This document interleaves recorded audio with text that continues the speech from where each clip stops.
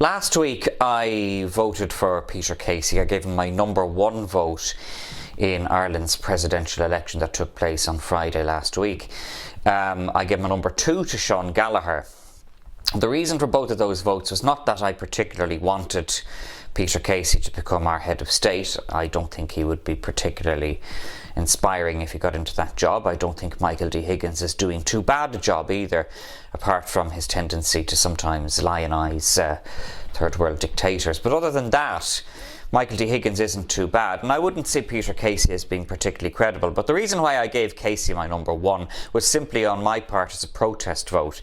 And there is a tendency by the mainstream media to write off the people. Nearly 1/4 of the electorate, nearly 25% of the electorate gave Peter Casey their number one vote. Those people, including myself, are not racists. There's nothing wrong with us inherently. We don't need to be cured of our politics or cured of our opinions. And I think the sense that we have to be dismissed by the mainstream media and by the likes of Leo Varadkar and all the rest of them, it is wrong. Varadkar went on after the general election, or after the presidential election, to call Peter Casey a loser. Well, unlike Varadkar, Peter Casey has actually contested an election. But those of us who voted for Peter Casey did so in the knowledge that it was a protest vote, in the knowledge that he was not a particularly credible candidate, or that he was a particularly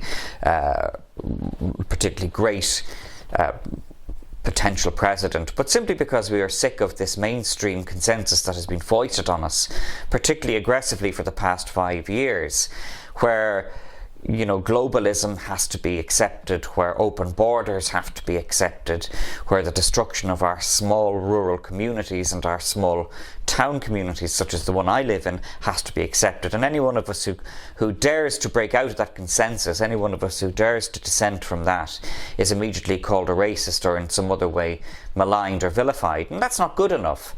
And there is a failure to recognise the potential and reality of how a protest vote works. What happened with Peter Casey last week was a protest vote. There was no more to it than that.